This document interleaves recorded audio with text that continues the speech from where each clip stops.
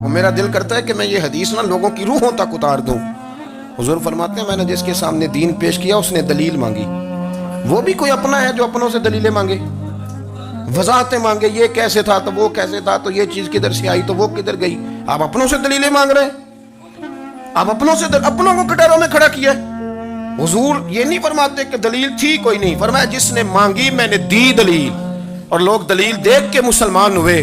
حضور فرماتے ہیں لوگوں سنو یہ میرا ابو بکر ہے، میں نے اسے کہا کلمہ پڑھ لے، اس نے دلیل ہی کوئی نہیں مانگی، فوراً ہی کلمہ پڑھ کے مسلمان۔ یہ احساس ہے، یہاں تو تھک گئے لوگ اپنوں کو دلیلیں دیتے، وہ جی ویسے کیسے تھا تو ایک بندہ یہ کہہ رہا تھا تو دوسرا کہنے دے جو دنیا کہتی ہے، تو اپنی بات کر، تو بتا تو کیا کہتا ہے، اپنی رائے بیان کر، تیرا نظریہ کیا ہے، تیرا ذوق کیا، تو چھوڑ لوگ کیا کہتے ہیں، اپنی بات کر۔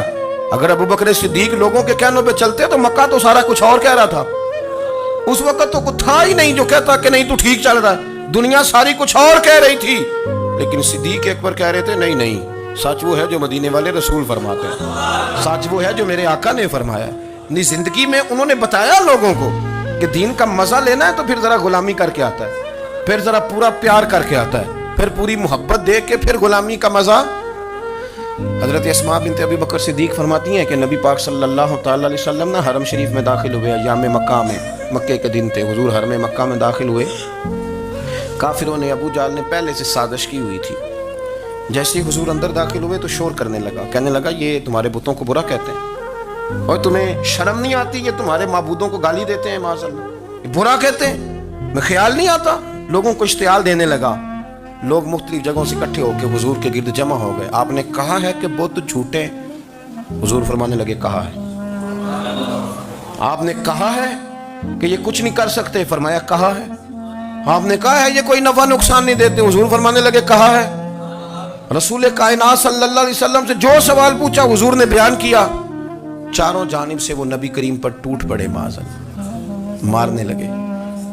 حضرت صدیق اکبر گھر میں بیٹھے کھانا کھا رہے تھے، کسی نے کہا ابو بکر وہ تو حرم میں حضور کو مار رہے ہیں، نہ سر پہ ٹوپی نہ پیروں میں جوتا۔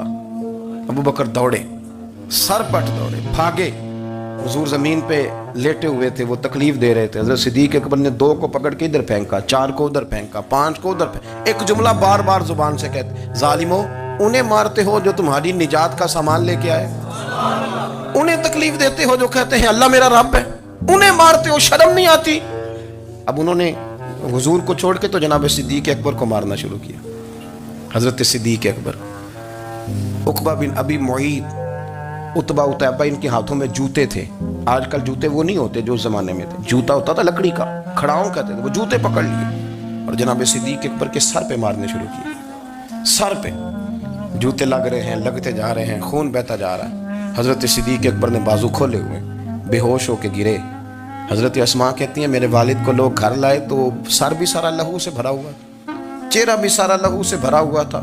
عشق تے اگ دوویں ایک برابر، عشق تے اگ دوویں، عشق تے اگ دوویں ایک برابر، پر عشق دا سیک بدھیرا، اگ تے ساڑے ککھ تے کانے، عشق ساڑے تن میرا، اگ دا دارو می تے پانی، کوئی دسے ہاں پلا عشق دا دارو کیڑا، سجنا ہوتے کچھ نہیں ہو بچتا جتھے عشق حرام دا ڈیرا۔ حضرت صدیق اکبر کو گھر لائے تو لہو لہان ہے سارا وجود، خون بہ رہا۔ جناب اسماء کہتی ہے میں نے سر پہ ہاتھ رکھا، دیکھوں کہاں کہاں میرے والد کو، میں رو رہی ہوں، میں نے سر پہ ہاتھ رکھا تو کہتی ہیں بال بھی میرے ہاتھ میں آ گئے اور سر سے چمڑی بھی اتر کے میرے ہاتھ میں آ گئی، گوشت بھی سر سے اترنے لگا، سارا سر ان کا مار مار کے انہوں نے نازک بنا دیا، نرم کر دیا۔ آپ فرماتی ہیں وہ بے ہوش تھے، ہم ان کے منہ میں دودھ ڈالتے تھے، لیکن وہ جب بھی آنکھ کھولتے تھے تو زبان پر ایک ہی لفظ تھا ظالمو انہیں مارتے ہو جو تمہیں کہتے ہیں میں اللہ کا رسول بن کے آیا، انہیں مارتے ہو۔ اس ترتیب سے رسول اللہ کی غلامی کی، اس رنگ میں نبی پاک سے پیار کیا، نبی پاک کے حصے کے زخم اپنے سینے اور دل پر برداشت کیے۔